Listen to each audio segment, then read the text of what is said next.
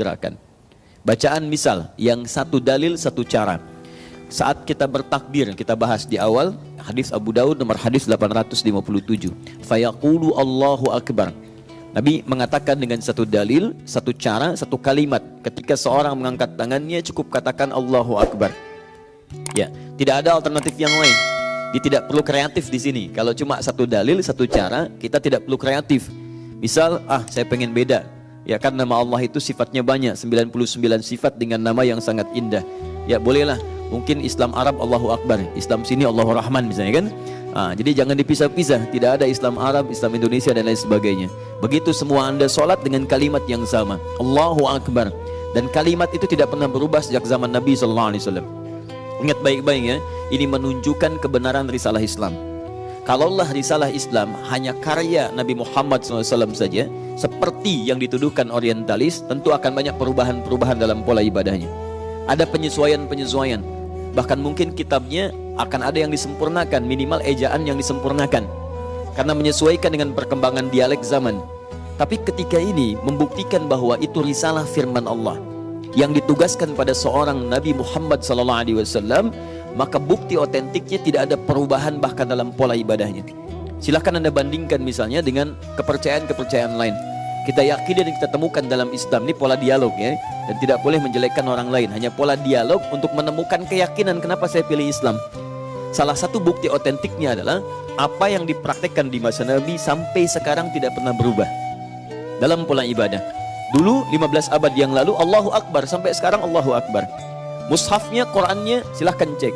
Setiap huruf bahkan titiknya, harakat tidak berubah sampai sekarang. Silahkan dicek. Tidak ada yang disempurnakan. Anda bandingkan misalnya dengan tulisan yang lain. Ya, dalam bahasa Indonesia ulama. Ulama itu bisa ditulis dengan dua cara. Ya, jadi ada ulama, ada ubaru. Ya? Dibagi dua. Ya, ada ulama seperti ini ulama. Kelihatan, Bu? Saya besarkan ya. Nah ini ulama.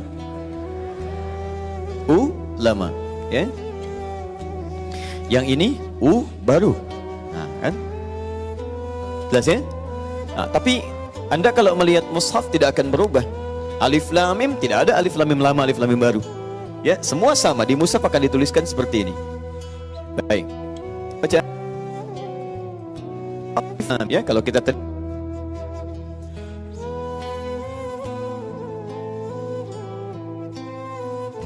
kalaulah ini hanya sebatas misalnya, mohon maaf, karya seorang manusia, tentu akan ada penyesuaian-penyesuaian.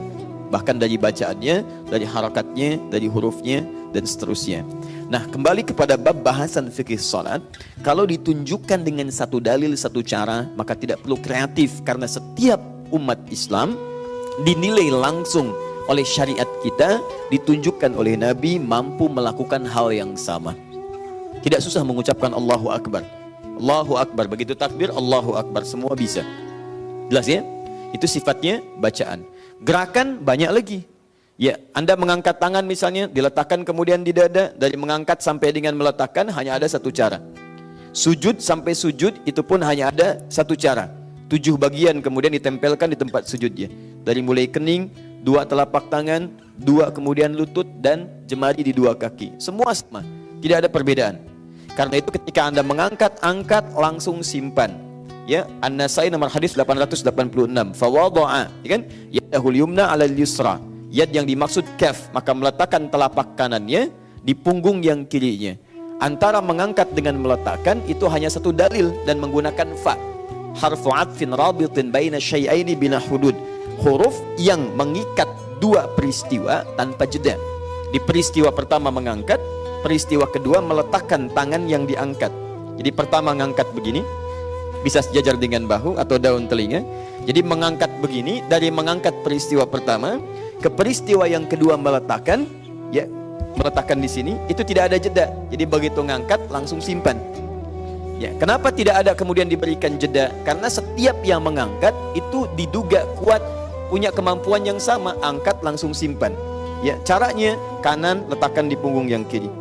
Kalau sudah satu dalil, satu cara, maka kita tidak perlu kreatif.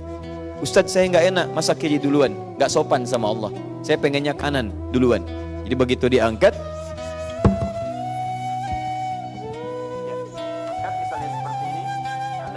belokkan kanan, kanan masuk, jadi kemudian seperti ini balik ke kiri.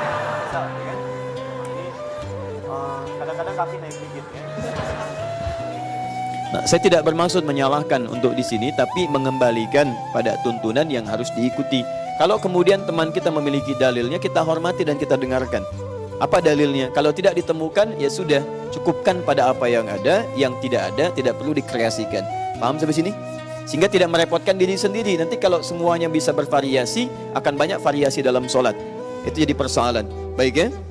Baik, itu yang pertama. Tapi yang kedua, ada nanti saat kita menunaikan ibadah, bahkan di dalam sholat, Nabi memberikan petunjuk yang kemudian diberikan oleh Allah Subhanahu wa Ta'ala, karena mengukur bahwa setiap orang sholat itu, umat Islam boleh jadi tidak memiliki satu kemampuan yang sama. Bisa jadi ada perbedaan di sini. Atau yang kedua, boleh jadi dalam konteks ini ada peristiwa-peristiwa tertentu yang memberikan kemudahan pada setiap hamba yang sholat untuk memilih mana yang paling mudah yang ingin dia pilih sesuai dengan batas-batas kemudahannya. Kita beri contoh, dan ini pernah saya sampaikan untuk menguatkan di pertemuan hari ini. Misal, ada yang sifatnya bacaan. Saya pernah katakan pada Anda bahwa orang Arab itu bukan hanya satu daerah. Daerahnya banyak. Yang kita kenal sekarang misalnya ada Saudi, gitu kan? Ada misalnya UAE, Uni Emirat Arab, ada Qatar, gitu kan? Ada Kuwait misalnya, dan seterusnya. Tapi tahukah Anda bahwa di Saudi saja ada berapa suku? Di Kuwait ada berapa suku? Gitu kan? Di UAE ada berapa suku? Dan setiap suku ini itu punya dialek-dialeknya tersendiri. Dan dari dialeknya ini ada kemiripan-kemiripan dengan cara berbahasa seperti di Indonesia. Ya, dia ada khasnya. Misal, kalau saya katakan ini, saya tulis dulu seperti ini. Apa ini? Sepeda. Baik. Kalau kawan-kawan dari Medan bacanya apa? Sepeda misalnya. Baik, yang baca sepeda. Tidak harus dari Medan, mungkin yang lain bisa baca juga seperti itu.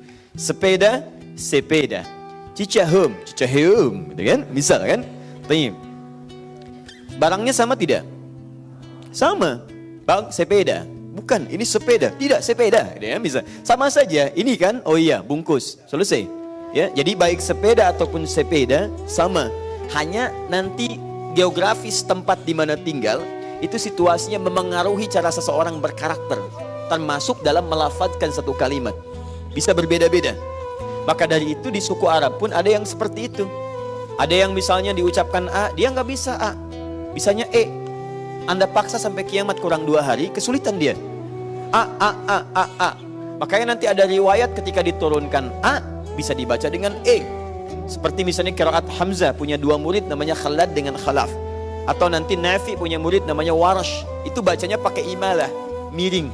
Ya, menjadi E. Kita wadduha, dia wadduha. Wadduha, wadduha. Wallaili idza saja, wallaili idza saja. Itu India ya Ustaz? Bukan. Enggak ada kaitan. Di Arab ada. Wadduha, wallaili idza saja, ma wadda'aka rabbuka wa ma qala, walal akhiratu khairul laka minal ula, wala sawfa yu'tika rabbuka fatarda. Saya bacakan di sini, Anda tertawa. Saya bacakan wadduha di tempat mereka wadduha, mereka cekikikan, Pak. Betul.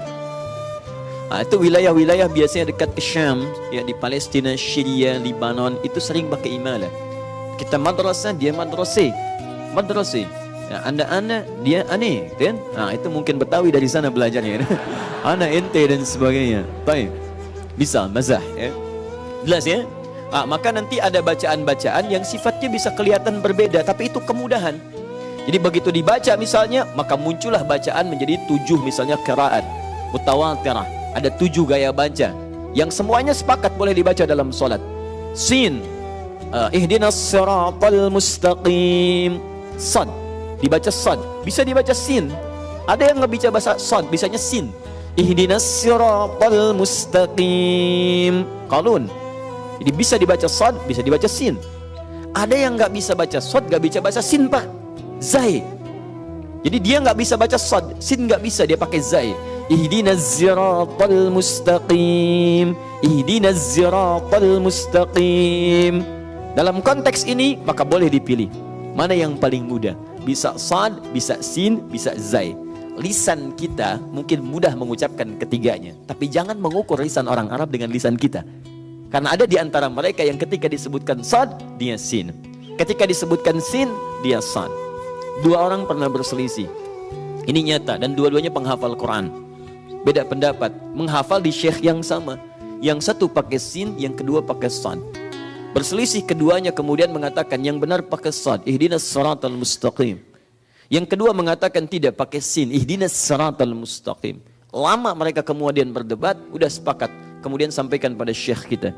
Begitu disampaikan pada syekhnya, bijak sekali syekhnya mengatakan, ya bunayya iqra, anakku baca kamu. Ihdinas siratal mustaqim, pakai sad, hasbuk, cukup. Bunayya iqra, anakku baca. Ihdinas siratal mustaqim, pakai sin, hasbuk, cukup. Kata syekhnya, antum mukhtian, kalian berdua salah. Yang benar pakai zai. Ihdinas siratal mustaqim.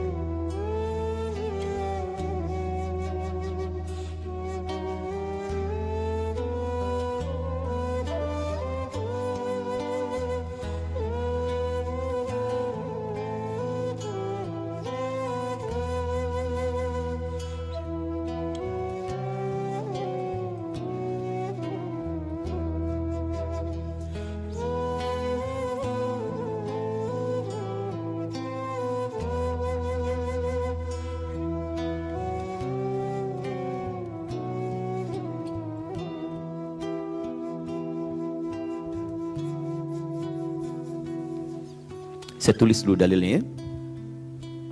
Bismillah. Sebelum saya coba tuliskan, saya bermohon pada Allah Subhanahu wa taala, kullu 'am wa antum bi khair, taqabbalallahu minna wa minkum. Ya, semoga Allah menerima seluruh amalan kita yang telah ditunaikan saat Ramadan kemarin, dan semoga setiap tahun kita dijaga dalam kemuliaan oleh Allah Subhanahu wa taala. Bismillah.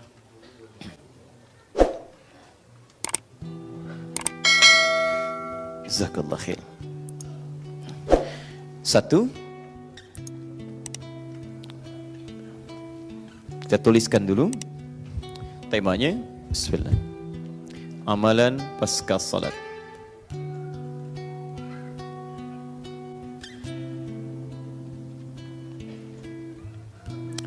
Satu, kita ambil dulu dasar pembahasannya di Quran surah keempat An-Nisa di ayat 103. Kita turunkan ini dua. Kita ambil Quran surah kedua dulu, Al-Baqarah ayat 152. Tiga, bisa keluarkan Quran, misal surah ke-15 ayat 9. 4, bisa kita turunkan Quran surah ke-54, ini selalu terbawa, ayat 17, ayat 22, ayat 32, ayat 40. Kemudian 5, kita coba turunkan Quran surah 7 ayat 205. Kemudian 6, kita coba juga turunkan Quran surah ke-20 ayat ke-14.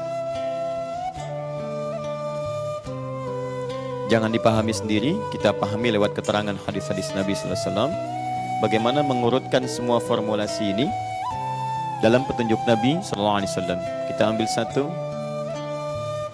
mungkin satu hadis dulu ya, hadis riwayat Muslim. Nomor hadis 591, 593, 594, 597. Ini bisa berbeda-beda, nanti kita urutkan amalan-amalannya. Nanti ini semua akan kembali ke Quran lagi, ya. Tapi ayatnya tidak saya tuliskan dulu supaya ada peluang bagi kita mudah untuk mencatat terlebih dahulu. Bismillah.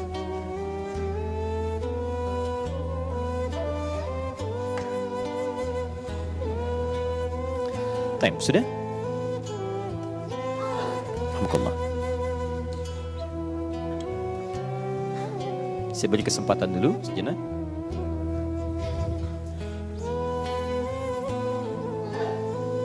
Alhamdulillah. Baik. Amalan pasca salat. Apa yang kita kerjakan setelah selesai menunaikan salat? Jadi ingat ya, kalau saya sebutkan setelah salatnya selesai, berarti salatnya tuntas belum? Tuntas ya? Berarti sudah selesai salatnya. Ingat ya, salatnya sudah selesai. Baik, salat dibuka dengan takbir, ditutup dengan salam. Artinya kalau sudah salam, salatnya sudah selesai. Baik, selesai, sudah. Tapi nanti ada paket-paket amalan yang ditunjukkan oleh Nabi SAW yang dengan amalan ini bisa menyempurnakan kualitas sholat yang telah kita tunaikan. Jadi kalau Anda misalnya setelah salam, kemudian beranjak tidak mengerjakan amalan ini, sholat Anda sah. Sudah sah, menggugurkan kewajiban, selesai, kewajibannya tuntas. Baik ya, tapi Anda tidak mendapatkan keutamaan-keutamaan pasca sholat. Dan keutamaan ini tidak hanya terkait nanti dengan pahala-pahala saja. Karena nanti ada kaitan dengan, mohon maaf, kemudahan dalam pengabulan doa. Ada kaitan dengan kemudahan dalam rizki. Ada kaitan dengan perlindungan saat beraktivitas. Karena ada di antara amalan-amalan ini yang memberikan jaminan.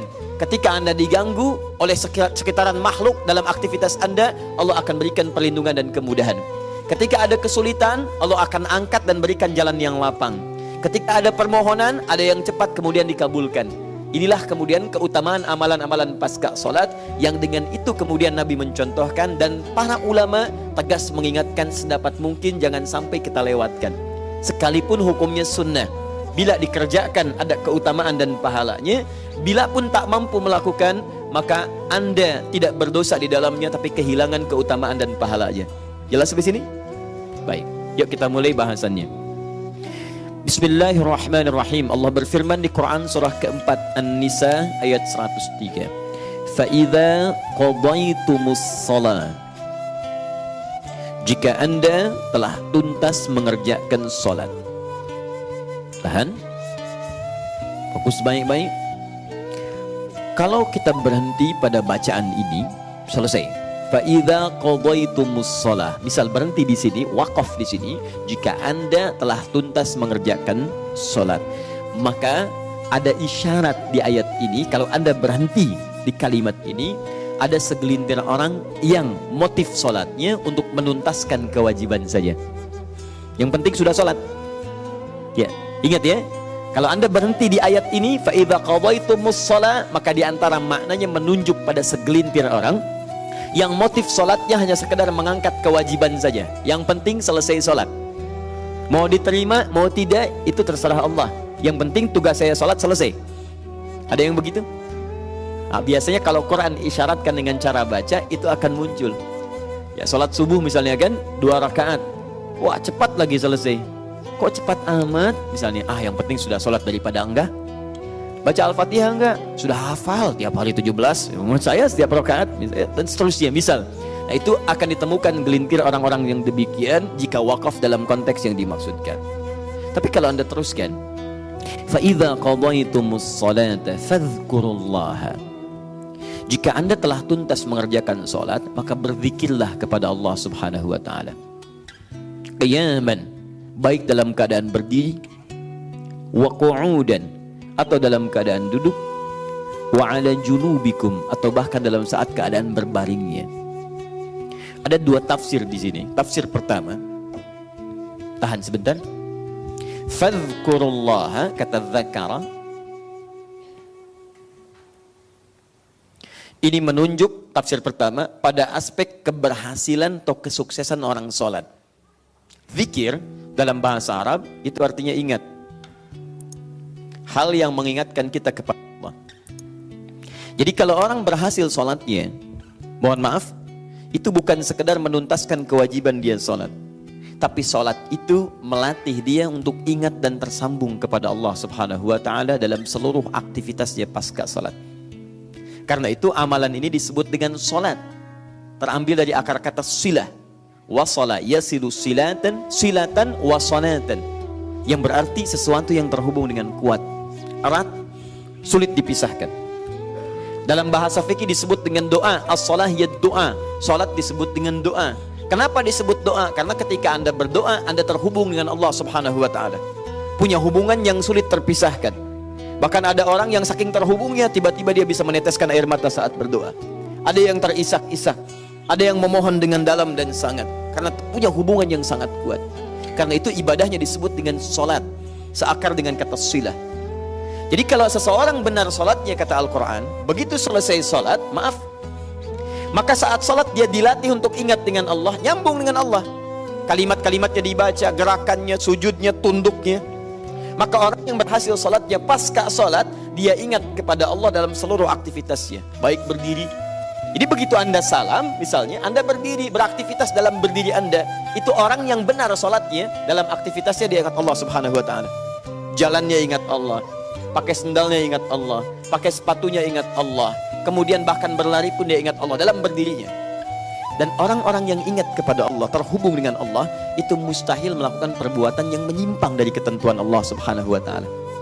Karena dia tahu Allah mengawasi, seperti saat sholat dia mengingat Allah. Makanya hampir tidak akan pernah ditemukan orang sholat di masjid, begitu keluar masjid ingat Allah tapi masih bisa tertukar sendal. Itu mustahil. Tadi di mana ya nyimpannya? Itu, Masya Allah, dipakai aja. Padahal ke masjid nggak pakai sendal. Itu mustahil. Ya, saya punya sepupu dulu masuk pesantren, awal-awal masuk polos sekali, dia pakai sendal hilang di masjid pasca sholat. Hari kedua dia pakai lagi, dia tidak putus asa, hilang lagi. Hari ketiga dia ikhtiar beli gembok, bu, sendal jepit dia gembok.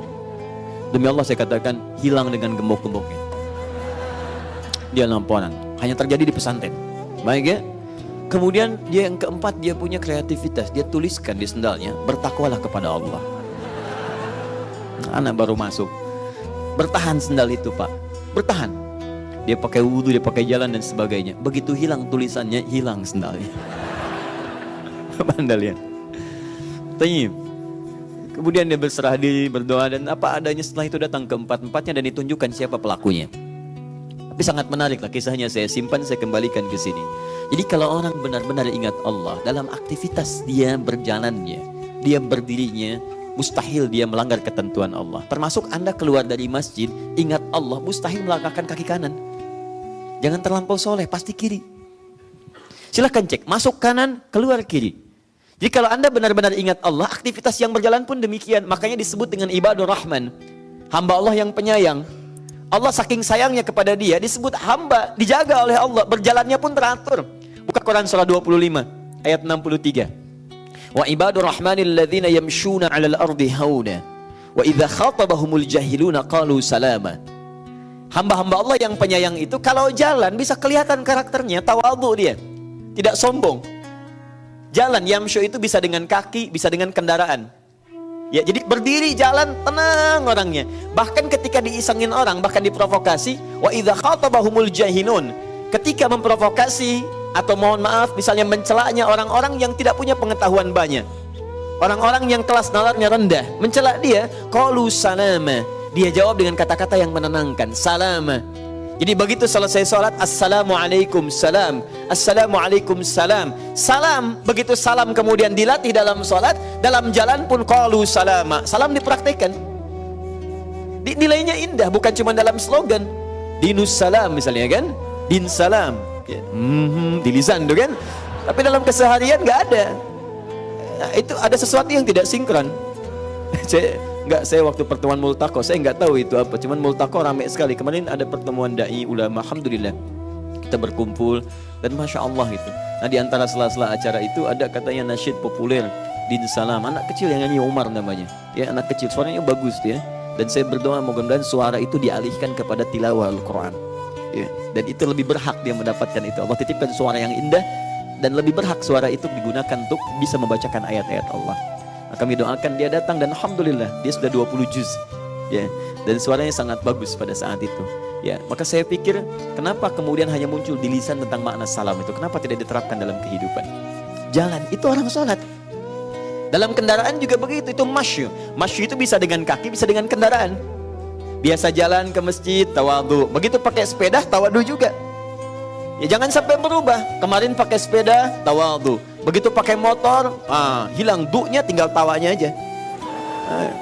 Keliling komplek, pim, ayo dong ke masjid. Masya Allah. Sebelum ada motor nggak begitu. Muter aja ya. Dia nggak tahu warga kompleks sudah nggak ada dia. Ini jadi masalah. Makanya orang-orang sholat begitu berdiri dia ingat Allah, tidak sombong, bahkan dilarang wala tamshi fil ardi maraha, Quran surah 31 ayat 18. Maaf, wa qu'udan, aktivitas duduknya juga begitu. Duduk dia ingat Allah.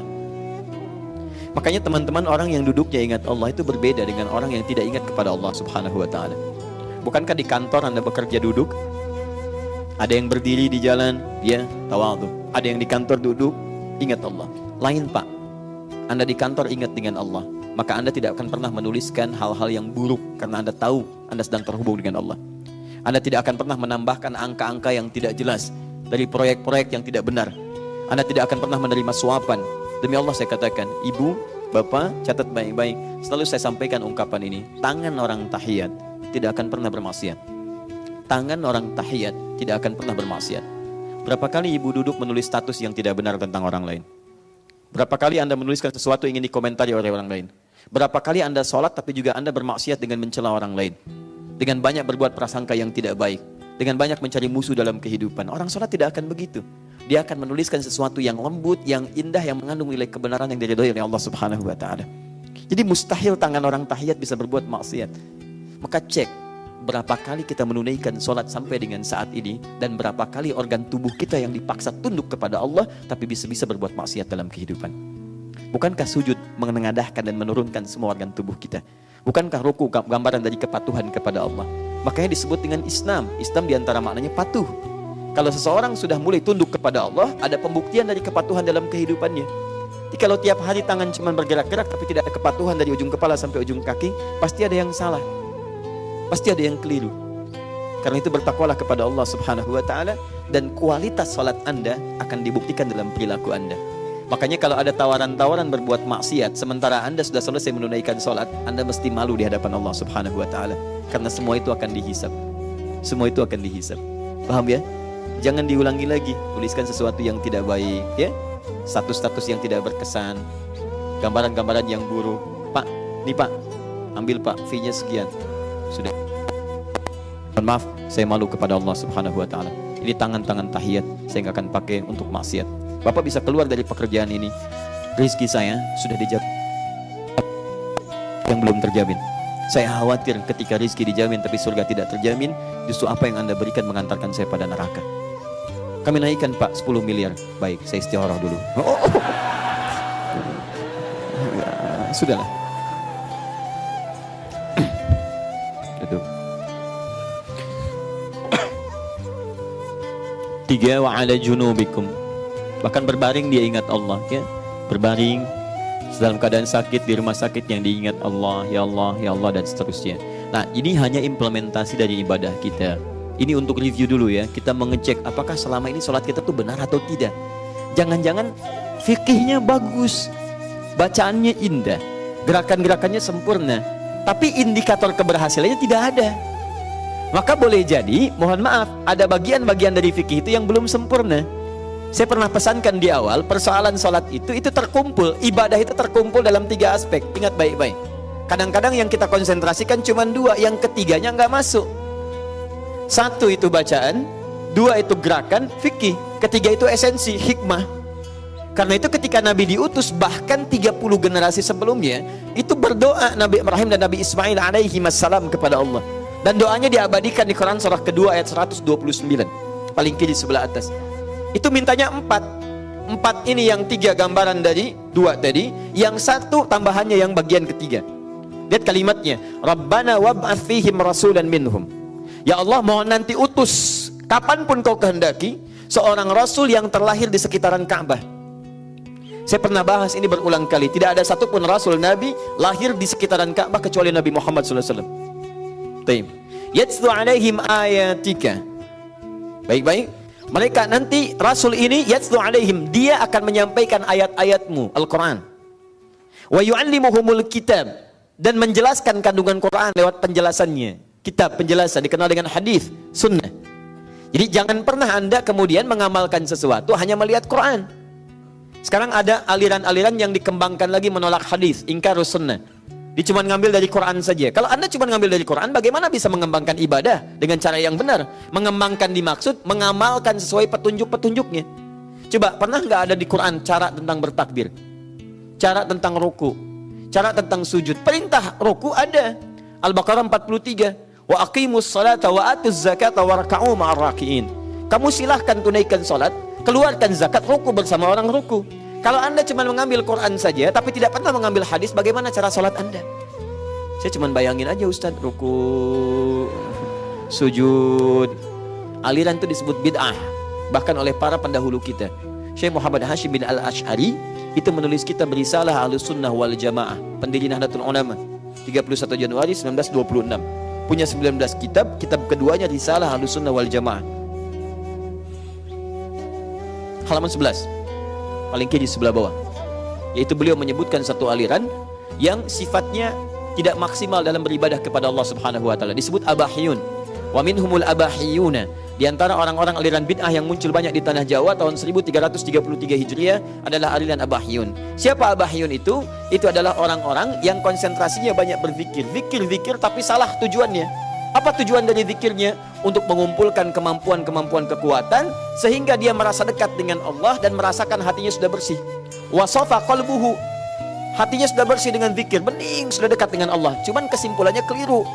Banyak alirannya konslet. Ya. Apa yang menyebabkan konsletnya? Dia menyimpulkan karena sudah dekat dengan Allah, nggak perlu beramal lagi. Karena sudah dekat. Jadi kalau antum yang beramal, antum masih latihan nih, masih latihan. Kalau dia menyimpulkan sudah dekat, hatinya sudah bening, bahkan kalau maksiat pun gak akan dihukum saking dekatnya dengan Allah. Itu aliran yang salah. Jadi kalau Anda menemukan yang seperti itu kata Syekh Hasyim Asy'ari, ini aliran menyimpang, tinggalkan. Ini sesat. Kata beliau, menyimpang, sesat, tinggalkan. Antum datang misalnya, wah gelarnya banyak. Sekarang kan susah dibedakan antara kiai dengan dukun. Kiai pakai peci, dia pakai peci. Kiai pakai sorban dia lebih panjang. Kadang dia ingin Batman gitu kan, susah. Nanti besok kayak pakai helm, dia pakai juga gitu. Ini susah. Jadi penampilannya hampir disamakan. Anda datang, begitu datang misalnya diajari macam-macam. Tiba waktu sholat, Allahu Akbar, 15 menit, 30 menit, 1 jam gak bergerak. Anda tanya, Pak Kiai sudah adzan apa enggak sholat dulu? Ade masih latihan. Kalau Bapak jasadnya di sini, ruhnya sedang sholat. Wow, Masya Allah. Nah yang seperti itu kata beliau itu menyimpang, tinggalkan. Karena mustahil, hakikat tidak akan pernah menyimpang dari syariat. Ma'rifat yang benar tidak akan keluar dari jalur syariat. Di orang-orang yang ma'rifat itu syariatnya jalan. Jadi kalau syariatnya nggak jalan, bukan dia. Bukan. Ya. Saya menarik ini. Berapa waktu yang lalu saya mimpi ketemu Gus Dur, Kiai Haji Abdul Rahman Wahid. Itu cucunya yang mengarang kitab ini, cucu Kiai Haji Hasim Al-Asy'ari. Saya mimpi saya kisahkan kisah ini, saya bacakan bukunya, saya bacakan kitabnya. Ini Gus, kitab gini, Datuk Anda menulis kitab begini. Beliau senyum aja, ketawa gitu. Ketawa, senyum, saya bacakan dan seterusnya. Jadi ada beberapa bagian-bagian dari teman-teman sekalian yang memang tidak dimaksudkan oleh para ulama-ulama kita, tapi menyebar banyak dengan hal-hal yang perlu diluruskan kembali. Tadi, orang yang mengejar zikir tapi meninggalkan sholat. Orang yang mengejar dunia tapi meninggalkan akhirat. Atau motif ibadah dibawa ke urusan dunia yang tidak dibenarkan dalam konteks syariat. Paham sampai sini? Baik. Bismillah. Kembali ke sini. Nah, sekarang jika ada orang-orang yang pasca sholat belum bisa menemukan sifat-sifat yang disebutkan tadi, tidak teraktualisasikan dalam dirinya, maka ada bagian yang ketiga yang belum sempurna dalam dirinya. Apa itu? Hikmah, esensinya. Jangan-jangan orang cuma belajar bacaan sholat begini, gerakannya begini, tapi tidak pernah diajarkan apa maksud dari semua gerakan dan bacaan itu. Sehingga dari semua pemahaman tadi lahirlah apa yang disebut dengan tazkiyatun nufus wa yuzakkihim. Orang sholat itu jiwanya bersih. Kalau jiwanya bersih, maka semua bisikan yang lahir dalam jiwanya akan ada nilai-nilai kemuliaan. Kalau dari jiwanya itu bagus, datang kemudian ke mata, mata hanya akan melihat yang bersih-bersih, yang baik-baik. Masuk ke lisan, lisan akan bicara yang mulia-mulia, nggak akan keluar kata-kata kotor. Bahkan untuk membalas celaan pun dia nggak punya kekuatan, susah. Takut keluar hal yang sama. Antum kenal Al Hasan cucunya Nabi? Ayo kenal. Saya pernah kisahkan ini ya di sebagian tempat. Itu masya Allah luar biasa. Al Hasan itu diduga dalam sejarah itu yang paling mirip dengan Nabi SAW dari wajah sampai karakternya. Al Hasan punya seorang anak, masya Allah, kemudian jalan napak tilas pada kakeknya yang pernah membimbing beliau jalan-jalan. Nanti mungkin yang insya Allah di 24 Desember yang ikut dengan kami itu ada kafilah Quran ya, pemberangkatan kurang lebih 100 penghafal Quran. Kita akan getarkan Makkah dan Madinah. Nanti kita akan melihat napak tilas kehidupan Nabi. Kita akan coba bawa. Di sini pernah jalan-jalan bawa cucunya, apa yang diajarkan dan sebagainya. Teman-teman sekalian, sepeninggal Nabi SAW, masa-masa yang jauh setelahnya terjadi fitnah Qomrah yang sudah banyak kita dengar ya, kemudian dan banyak dikisahkan oleh para ustadz-ustadz kita yang lainnya. Kisahnya sederhana. Al Hasan sedang berjalan dengan putranya, tiba-tiba ada yang mencela habis di hadapan beliau. Kamu ini begini, dicela habis. Tapi Al Hasan cuma diam. Ya, sampai anaknya bingung. Fantalaqa, begitu selesai orang itu pergi yang mencela, kemudian anaknya berkata, ya abati lima lam tarud. Abati, bahasa yang sangat indah, sopan. Ada abi, ada buya, ada abati. Saya pernah terangkan. Tapi yang digunakan abati. Ya abati, duhai ayahku sayang, dengan hormat nanda kepada ayah. Kalau abi itu panggilan hormat saja. Kalau buya itu panggilan sayang. Buya itu bisa dilekatkan pada ayah langsung untuk sayang di situ, ya bisa dilekatkan pada orang yang kita sayangi dengan aspek yang lainnya, misalnya pengetahuan dan sebagainya. Buya Hamka, bukan ayah saya, tapi saya panggil Buya untuk menyayangi dari aspek keilmuan dan keulamaannya. Buya. Jadi bisa abi, bisa buya. Kalau Anda gabungkan abi dengan buya, kalimatnya menjadi abati. Panggilan di Quran anak kepada ayah itu seringkali menggunakan kata abati. Quran surah 37 ayat 102 sampai 109. Nabi Ismail ketika dikabarkan oleh ayahandanya, bapak melihat kamu di mimpi, bapak sembeli. Apa respon kamu? Inni ara fil manami anni adbahuka fanzur madza tara. Kata Ismail, ya abati, abati. Bukan abi, bukan buya. Ya abati fa'al. Duhai ayahku sayang, demi hormat nanda kepada ayah, cepat kerjakan sekarang. Ya, Al Hasan punya anak, manggil, ya abati, duhai ayah, dengan rasa sayang dan hormat nanda kepada ayah. Lima lam tarud. Kenapa ayah enggak jelaskan? Kenapa enggak dibalas bahwa ayah enggak seperti itu? Perhatikan jawabannya. Wala adri ya bunayya kaifa arud. Bapak enggak tahu bagaimana cara balasnya. Jadi mencari-cari kalimat dalam jiwanya hanya untuk mengatakan, saya tidak seperti apa yang kamu duga, atau ingin mengatakan kamu tidak lebih baik dari apa yang kamu sampaikan. Itu enggak ketemu kata-kata itu. Dicari itu enggak ketemu. Itu bagaimana seorang cucu Nabi disebut orang paling soleh di zaman beliau, dekat dengan Al-Quran, salat khusyuknya luar biasa, dan nilai-nilai itu dibawa dalam kesehariannya. Dan akhirnya apa yang terjadi? Hanya malu yang dibawa. Tapi yang dicela tidak ada beban, jalan lapang. Orang lapang itu Allah berikan kelapangan dalam dirinya. Makanya ketika dia kembali kepada Allah, Allah berikan tempat surga yang sangat lapang seluas langit dan bumi. Orang-orang yang hatinya lapang, maka Allah berikan kelapangan dalam surganya. Bahkan surganya seluas langit dan bumi. Buka Quran surah ketiga. Quran surah ketiga Ali Imran ayat 133 sampai 134. Wasari'u ila maghfiratin min rabbikum wa jannatin arduha as-samawati wal ardu u'iddat lil muttaqin. Bergegaslah Anda sering introspeksi diri. Ingat-ingat kesalahan, perbaiki.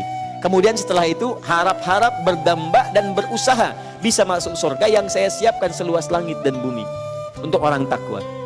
Siapa ciri orang takwa di situ? Lihat ayat 134-nya.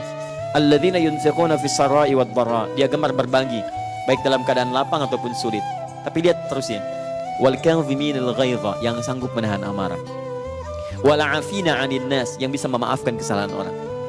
Allahu yuhibbul muhsinin, dan Allah sangat mencintai orang-orang baik. Tidak mudah memaafkan kesalahan orang, termasuk tidak mudah menahan perasaan ketika kita banyak dicela oleh orang lain. Saat puasa mungkin saat puasa, tapi setelah puasa bisakah itu semua bertahan? Saat puasa itu mudah, bahkan jam 5:30 dicela pun Anda bisa tahan. Kamu dasar begini, tahan. Puasa, Masya Allah. Teman Anda bilang gak dibalas, habis maghrib. Habis maghrib lupa. Coba pasca puasa bisa nggak itu kembali terjadi pada kita? Maksimalkan lagi. Itu tidak mudah. Makanya teman-teman, saya kembalikan ke sini kembali. Saya alihkan lagi. Jadi ada orang-orang yang menunaikan amalannya secara fikih itu benar, tapi hikmah tidak dapat, sehingga tazkiyatun nafs tidak muncul dalam jiwanya. Dan yang paling menarik, ingat baik-baik, yang paling menarik, Nabi Ibrahim, Nabi Ismail meminta 4 permohonan, dikabulkan oleh Allah dan ditambah 1 jadi 5. Dan ketika Allah mengabulkan, itu praktek aktualisasi dari ibadah ditempatkan nomor 1 setelah bagian-bagian yang lain. Buka ayat 151-nya, Al-Baqarah 151, paling kanan sebelah bawah. Kama arsalna fikum, sebagaimana kami telah utus bagi kalian seorang rasul. Jadi 30 generasi sebelumnya berdoa, setelah itu baru dikabulkan. Dan hasil doa itu Nabi Ibrahim, Nabi Ismail tidak langsung menyaksikan. Jadi Nabi Muhammad itu keturunan dari Nabi Ibrahim lewat Nabi Ismail. Kakek buyutnya, datuknya yang lama berdoa, tapi ketika doa itu dikabulkan oleh Allah, yang berdoa tidak bisa menyaksikannya lagi, sudah tidak ada. Ini memberikan gambaran, kata para ahli tafsir, doa itu tidak akan pernah ada kerugian di dalamnya. Walaupun ibu bapak berdoa sekarang, boleh jadi tidak terkabul saat ini, tapi generasi berikutnya yang bisa mendapatkan bagian dari doa itu. Tidak ada ruginya. Anda berdoa, ya Allah jadikan keluarga saya ada yang penghafal Quran, jadikan ahli Quran ya Allah. Anda beri ikhtiar, tapi sampai akhir ikhtiar hidup Anda tidak hafal Quran, mungkin bukan Anda yang dititipkan oleh Allah untuk hafalan Quran itu. Pahala Anda ingin diberikan tanpa Anda sulit untuk meraihnya. Cucu Anda yang hafal. Cucu hafal karena doa Anda. Begitu dia hafal, setiap hurufnya mengalir pahala untuk Anda. Yang hafal cucu, yang ikhtiar ibu misalnya. Begitu ibu berikhtiar, ibu pun menghafal, berdoa, bermohon, sampai meninggal tidak hafal, cucu yang hafal. Maka setiap amalan dari cucu, dari Qurannya, Anda dapat bagian pahalanya. Bahkan Anda titipkan misalnya pada ibunya, tolong jadikan penghafal Quran, jadikan wasilah di situ. Plus tambahan, akan dipakaikan mahkota saat Anda kembali kepada Allah sebelum masuk ke dalam surga Anda. Sekarang perhatikan baik-baik. Nabi Ibrahim berdoa, Nabi Ismail berdoa, 30 generasi setelahnya baru kemudian terkabul. Kama arsalna fikum rasulan minkum, sebagaimana kami telah kabulkan, kami utus seorang rasul yang lahir sekitaran Ka'bah dari golongan kalian. Yatlu alaikum ayatina, tugasnya membacakan ayat-ayat kami, dalil Al-Quran. Lihat setelah itu, beda dengan 129. Yang 129, Rabbana wab'ats fihim rasulan minhum yatlu alaihim ayatika wa yu'allimuhumul kitab. Lihat, wal hikmah wa yuzakkihim, yuzakkihim di akhir. Ketika dikabulkan, berbalik. Kama arsalna fikum rasulan minkum yatlu alaikum ayatina wa yuzakkikum. Baru wa yu'allimukumul kitab 3, wal hikmah 4, wa yu'allimukum ma lam takunu ta'lamun. Lihat, tazkiyatun nafs jadi awal setelah dalil. Setelah Quran, fungsi Quran apa? Memberikan keindahan, kebersihan, kesucian dalam jiwa setiap muslim. Sehingga ketika jiwanya suci, semua yang keluar di seluruh tubuhnya itu nilai-nilai kebaikan, kemuliaan. Dan dengan kemuliaan itu derajatnya terangkat. Anda cukup jadi orang baik untuk mendapatkan pujian dari Allah Subhanahu wa taala. Sifat baiknya dibagi dua, baik dengan Allah, baik dengan makhluk. Baik dengan Allah adalah orang-orang yang selalu konsisten menyembah Allah tanpa pernah meninggalkan perintah dan larangannya. Jangan cuma baik pada manusia, begitu dipanggil sholat terlambat atau tidak sholat dan sebagainya, itu bukan baik. cukup Anda menjadi orang baik menurut Allah, maka sempurna kehidupan kita dengan izin Allah Subhanahu wa taala. Paham sampai sini? Nah, sekarang kalau ada orang kemudian sholat, ibadah, tapi nilai tazkiyah tidak keluar dalam hidupnya, tidak teraktualisasikan dalam elemen tubuhnya, maka ada yang belum sempurna dalam sholatnya. Untuk itulah kemudian pasca sholat dia dilatih kembali untuk mengingat Allah Subhanahu wa taala lewat amalan-amalan penyempurna dari ibadah sholatnya. Itulah yang kemudian disebut dengan zikir namanya. Paham? Di zikir tafsir pertama adalah aktualisasi dari nilai sholat. Zikir yang kedua dipahami oleh para ulama itu amalan-amalan yang diajarkan langsung oleh Nabi, yang dengan amalan itu menyempurnakan nilai-nilai salat untuk dibawa dan ingat kepada Allah Subhanahu wa taala. Dua tafsir ini kalau kita gabungkan keduanya terkait berkelindan. Di orang-orang yang belum terhubung dengan Allah setelah salatnya, maka kerjakanlah amalan-amalan ini untuk melatih ia semakin terhubung dengan Allah Subhanahu wa taala. Paham sampai sini? Baik. Pertanyaannya, amalan apa saja yang disebutkan dalam bentuk kalimat zikir ini dalam turunan-turunan Al-Quran dan disusun kemudian lewat hadis-hadis Nabi Sallallahu Alaihi Wasallam. Sepeda. Mohon maaf saya kalau agak terlampau cepat menyampaikannya, karena ini baru pembukaan yang kedua ya. Nah, ini setelah itu baru kemudian kita mulai inti bahasannya. Saya mohon izin untuk melambatkan sedikit. Saya terlampau cepat? Tidak ya? Baik, alhamdulillah.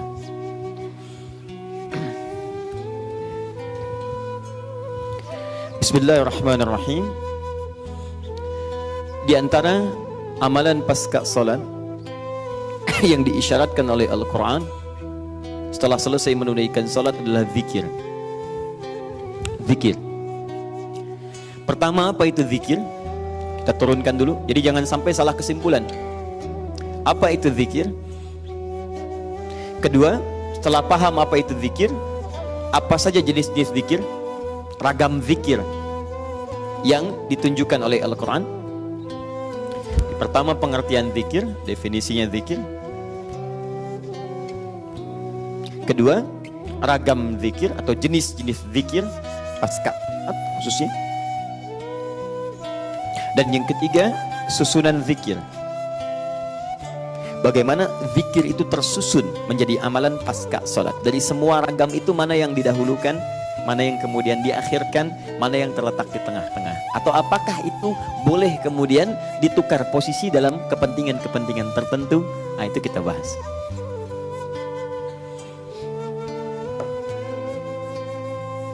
Sudah? Nanti kalau sudah kira-kira paham saya akan hapus ya. Baik, tidak apa-apa ya. Semoga Allah ampuni dosa Anda. Selesai. Syukran. Boleh sampai atas, Mas? Ya. Nanti tulis lagi ya. Baik. Ya, waktu kita cerita singkat. Satu, apa itu zikir? Zikir adalah segala amalan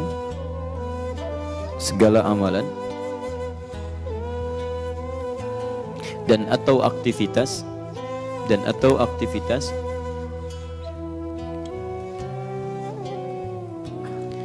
yang mengingatkan kita dengan Allah Subhanahu wa taala. Segala amalan dan atau aktivitas yang mengingatkan kita dengan Allah Subhanahu wa taala.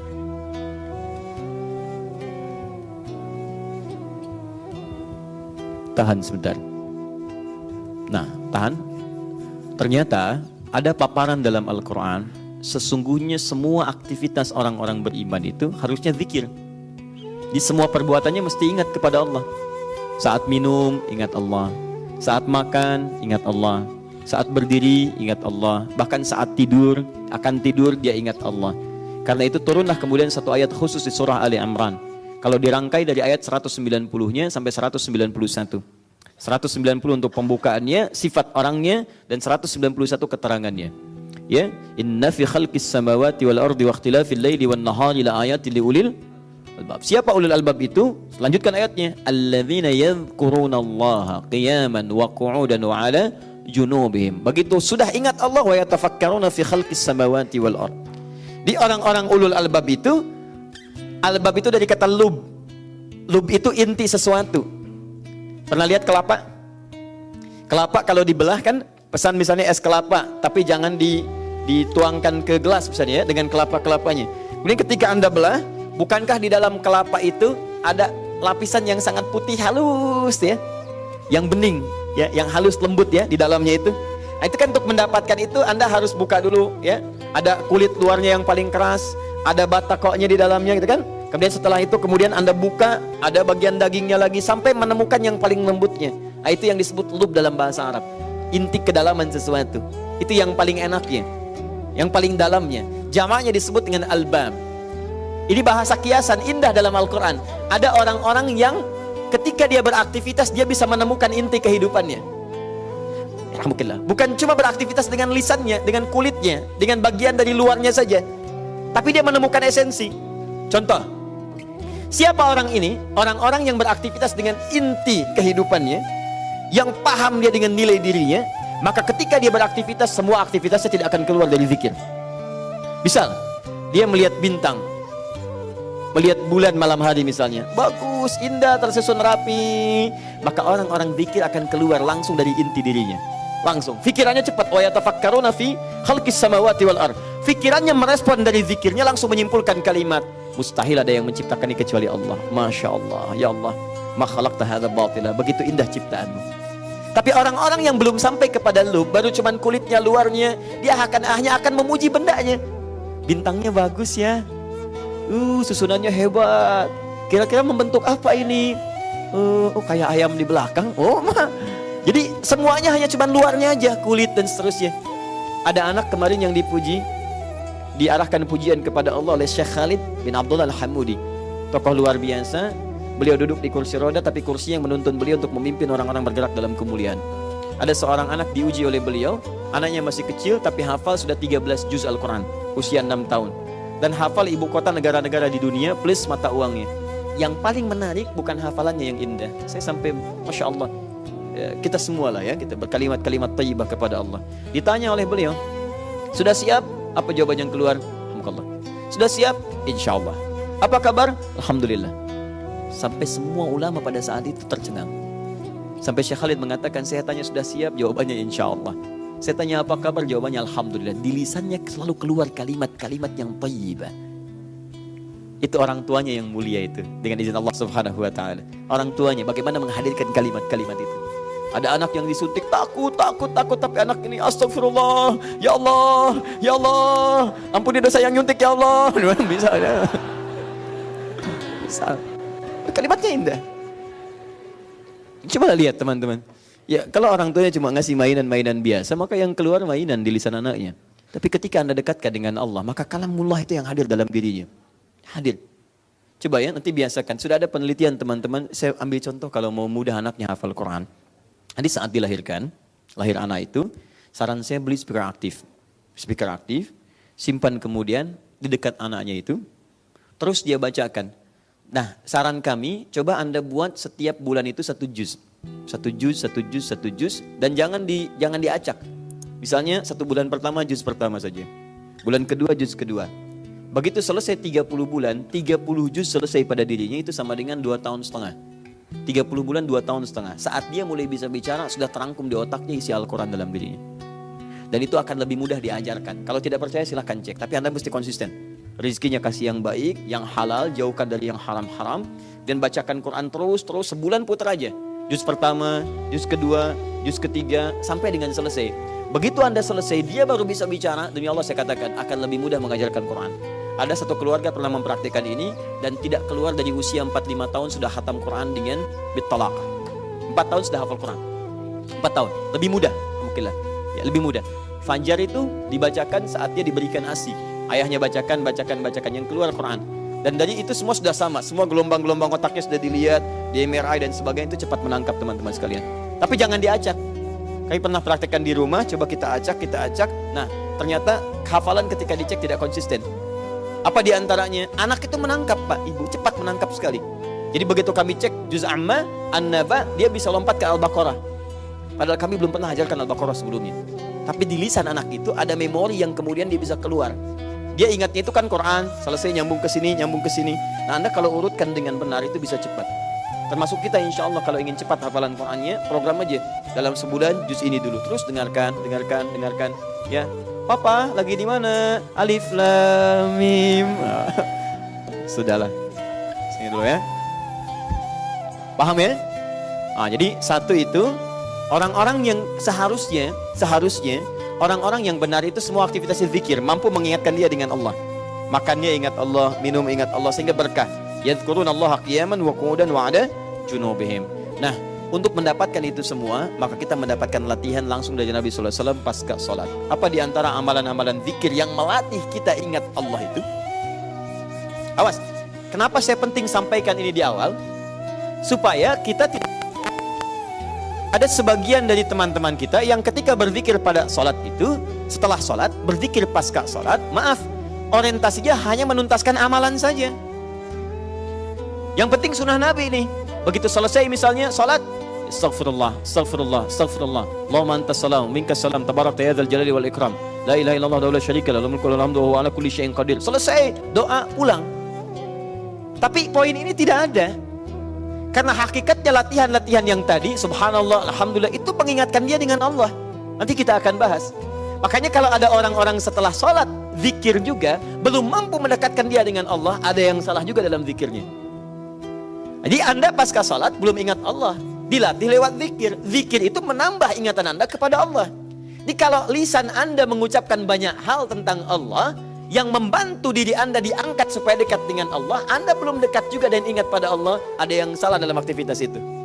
Yang paling hebat, Anda mengerjakannya setiap hari tapi tidak paham apa yang Anda kerjakan. Itu yang paling luar biasa dan sangat ironis. Baik, kita mulai amalan pertama dalam Quran. Dalam Quran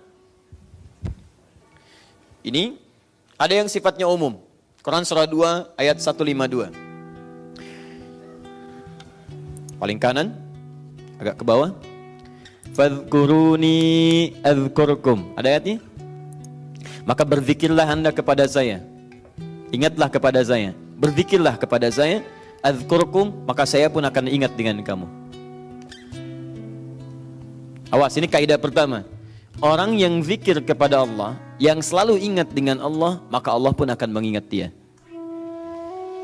Saya kalau ingat Anda, saya telepon Anda, saya doakan Anda, dan kita berbincang, bukankah Anda akan ingat dengan saya pula? Jika makhluk saja sudah begitu, maka bagaimana dengan Allah subhanahu wa ta'ala yang tidak sama sifatnya dengan makhluknya? Laisa kamitslihi syai'. Sekarang perhatikan baik-baik. Ini kaidah ya, ini kaidah.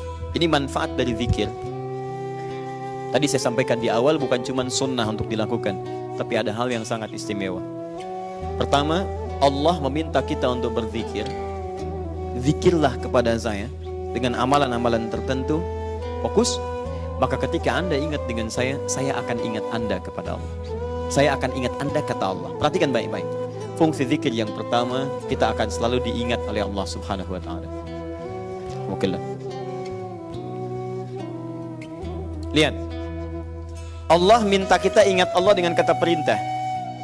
Fadhkuruni, ingat kalian kepada saya.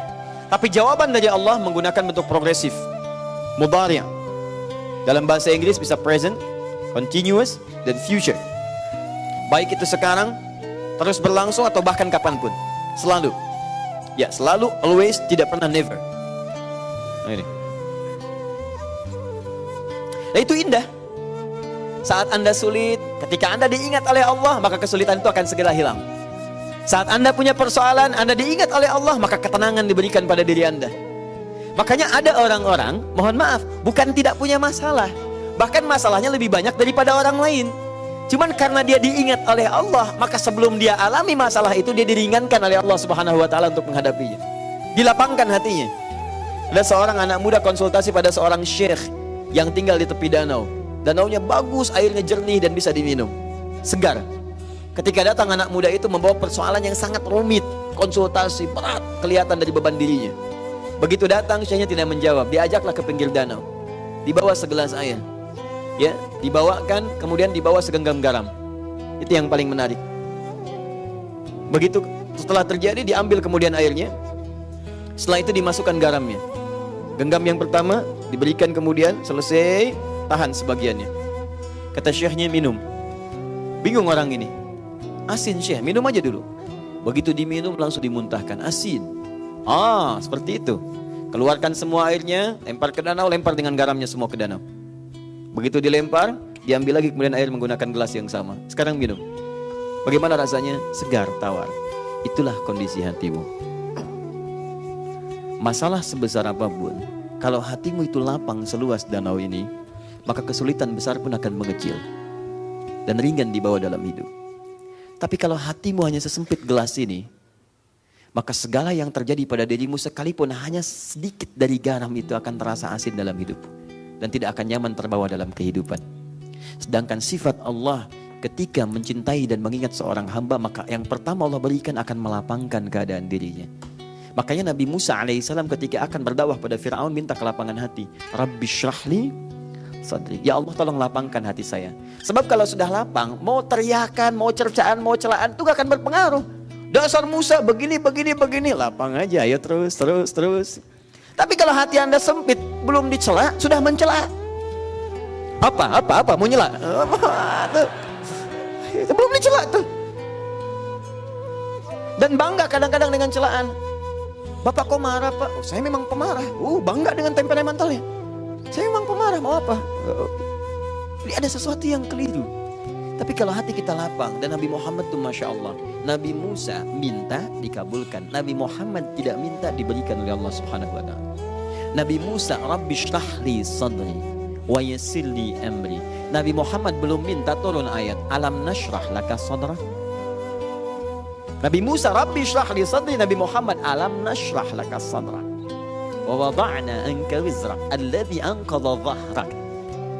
Muhammad, kami telah lapangkan hatimu, sehingga dengan itu semua beban-beban yang kau pikul di pundakmu, berat seperti angkat barbel, itu akan terasa ringan dalam hidup. Nabi Musa minta diberikan, Nabi Muhammad belum minta, langsung diberikan. Kenapa? Karena puncak amalan Nabi Muhammad itu yang sulit disaingi oleh nabi-nabi yang lainnya. Dijamin surga tapi masih tahajud sampai bengkak kaki dan sebagainya, dekat dengan Allah, zikirnya kepada Allah dalam. Karena dalamnya itu belum minta, sudah diberikan oleh Allah Subhanahu wa ta'ala. Sehingga Nabi Isa menyebutnya bukan dengan Muhammad tapi dengan nama yang lainnya, Ahmad. Quran surah As-Saff ayat 6 itu. Wa basyran bi rasulin ya'ti min ba'di ismuhu Ahmad. Aku berikan kabar gembira pada kaumku ya. Berikan kabar gembira, padahal nabinya belum lahir. 600 tahun sebelum kedatangan Nabi sudah mengatakan pada umatnya, saya berikan kabar gembira akan lahir setelah saya, akan datang Nabi setelah saya. Bukan saya yang penutup, tapi Nabi setelah saya. Umumnya orang kasih kabar gembira itu saat dilahirkan. Hampir tidak ada misalnya orang jomblo langsung kasih kabar. Alhamdulillah, Masya Allah, saya kasih kabar gembira punya anak. Ya Allah, kapan? Sudah ada, mana? Nanti setelah menikah. Itu jomblo sengketa namanya, ya? Iya, nanti kita jomblo dibagi 3 bagian, jomblo syariah, jomblo fisabilillah, dan jomblo sengketa, ya. Nanti lain waktu kita bahas. Untuk yang belum nikah. Taib. Apa yang disampaikan Ahmad, puncak zikirnya tinggi, lapang. Jadi kalau hati kita benar zikirnya, maka lapang menjalani persoalan. Makanya nanti saya sampaikan pada Anda, amalan-amalan ini kalau Anda kerjakan saat Anda sedang gelisah, itu memberikan ketenangan. Makanya kalau Anda dalam setiap hari berzikir, tapi nggak pernah tenang dalam masalah, itu perlu ditanya. Zikirnya betul nggak? Nyambung nggak dengan Allah? Sebab pasti ada kelapangan itu. Kalau bikin ruwet, belum ada masalah sudah bikin status. Kayaknya hari ini ada persoalan deh. Kayak persoalan belum datang sudah ditulis. Begitu muncul tuh kan, Allah apakah engkau gak sayang aku? Update di Facebook. Kenapa Jeng? Tanya sama orang lain. Ih gak nyangka ya, nyangka tuh. Banyak yang salah. Paham ya? Karena itu kita kembalikan. Ya, jadi ini manfaat yang pertama. Jadi fungsi zikir itu jangan tinggi-tinggi dulu, yang lain-lain dulu. Puncaknya adalah kenyamanan dalam hati, kelapangan. Sama. Ini bukan cuma dengan teman-teman, ustadz juga sama, kiai sama, ya habaib dan sebagainya, harus berzikir. Bukan cuma ustadz, saya sudah ustadz, gak usah saya levelnya sudah, gak bisa. Zikir. Karena ustadz belum tentu tidak punya masalah, Bu. Masalah ustadz bisa lebih banyak daripada ibu. Tuh masalah ibu dipikirin ustadz juga. Ada pertanyaan, masuk kertas dan sebagainya. Ya handphone sampai sakit, gak bisa dipakai lagi gitu kan. Masuk itu. Tapi insya Allah ketika kita membangun hubungan yang dekat, kita semua, baik Anda ustadz, Anda pengusaha, Anda apapun, maka akan ada kelapangan dalam jiwa. Itu yang pertama. Jadi tolong dievaluasi ya. Kalau selama ini kita berzikir tidak menghadirkan kelapangan dalam jiwa kita, ada sesuatu yang harus disempurnakan. Sekarang apa amalannya? Teruskan. Bisa baca Al-Quran. Kalau ini masih umum. Bisa baca Al-Quran. Karena Quran disebut dengan zikir. Quran surah 15 ayat 9. Inna nahnu nazzalna dzikra wa inna lahu lahafizun. Sungguh kami yang telah menurunkan Al-Quran sebagai zikir, hal yang mengingatkan kita dengan Allah. Makanya saat Anda baca Quran, Anda sedang berzikir. Lihat fungsinya Bu ya, Pak ya, lihat fungsinya. Tadi fungsi zikir yang pertama apa? Memberikan ketenangan kepada jiwa kan? Kelapangan dalam hati. Makanya ada rumus. Ketika Anda sedang gelisah, sedang tidak tenang, coba Anda berwudu, kemudian buka mushaf. Bacalah Quran itu. Demi Allah saya katakan, begitu Anda buka mushaf, itu akan sedikit banyak walaupun belum dibaca, sudah ada ketentraman dalam jiwa. Begitu dibacakan, Masya Allah, keluar ketenangan dalam jiwa. Walaupun gak baca Toha misalnya, Anda baca Wadduha, Wal-laili idza saja, ma wadda'aka rabbuka wa ma qala. Dibacakan, tiba-tiba tanpa terasa air mata Anda mulai mengalir. Semua beban itu kayak ringan. Setelah itu ada ketenangan dalam jiwa. Setelah itu tawakal terbentuk. Setelah itu Allah, Engkau yang menitipkan persoalan, Engkau yang memberikan solusinya. Tidak mungkin Kau titipkan kepada hamba ya Allah kalau hamba tidak sanggup untuk menerimanya. La yukallifullahu nafsan illa wus'aha. Sudah selesai. Enak. Coba dipakai. Ini jangan cuma dipakai nanti pasca sholat Anda baca, nanti kita lihat bacaan-bacaannya apa saja. Tapi itu tidak hadir dalam kehidupan kita. Latihan itu untuk dipraktekkan dalam dunia nyatanya. Makanya orang-orang yang training di perusahaan, bagaimana berhasil trainingnya ketika dia memulai pekerjaannya. Kita di training dengan amalan-amalan, kapan itu berhasil? Saat kita menjalani prosesnya. Makanya ketika Anda berzikir, Anda diuji oleh Allah dengan masalah. Untuk membuktikan pada Anda bahwa zikir itu solusi. Jadi kalau nggak ada persoalan dalam hidup, Anda tidak akan pernah mengerti. Rupanya ini fungsi zikir dalam kehidupan saya.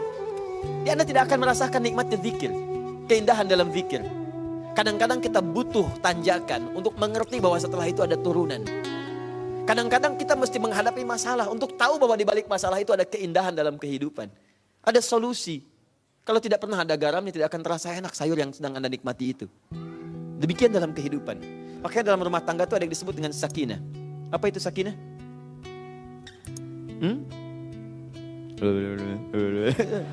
Nggak usah malu-malu, kalau tidak tahu katakan Allahu a'lam. Anda ini bagaimana menuliskan surat undangan? Di surat tertulis semoga sakinah, mawaddah dan rahmah. Oke. Apa artinya? Ya, sakinah Ustaz anak pertama, mawaddah anak kedua, rahmah anak ketiga. Haula wala quwwata illa billah. Sakinah sering diartikan tenang. Padahal ingat, tenang itu ada dua, ada tumaninah, ada sakinah, itu beda. Kalau tumanina, itmi'nan, itu ketenangan yang dilahirkan lewat ibadah. Jadi begitu ibadah, sedang dan atau selesai ibadah, tenang, itu tumanina. Itmi'nan. Makanya zikir itu ibadah. Fungsi zikir memberikan ketenangan. Ala bizikrillahi tatma'innul qulub. Quran surah 13 ayat 28. Di dalam salat ada tumanina, ruku tumanina, ya kan? Sujud tumanina, ada ketenangan dalam menunaikan, bukan berhenti sejenak. Bukan. Ustaz, tumanina itu apa? Berhenti sejenak. Kalau lama, ngetem. Tidak. Paham ya? Jadi begitu ruku tumanina maksudnya sampai tenang. Baca sampai tenang, dibaca sampai jiwa kita tenang. Mendapatkan ketenangan darinya. Sujud tumanina, selesai. Nah, sakinah beda. Sakinah itu, kalau orang Arab mengatakan begini. Sakanatis syajaratu idza dhahabatir rih. Ranting itu akan tenang kalau angin yang menerpanya sudah pergi. Ketenangan yang lahir setelah melewati proses gelombang persoalan. Itu sakinah. Jadi kalau angin bertiup, bergoyang kan pohonnya. Begitu anginnya pergi, dia tenang. Kadang-kadang ketenangan ranting itu dibutuhkan angin yang menggoyangkannya sehingga terasa nikmatnya tenang itu. Tenang.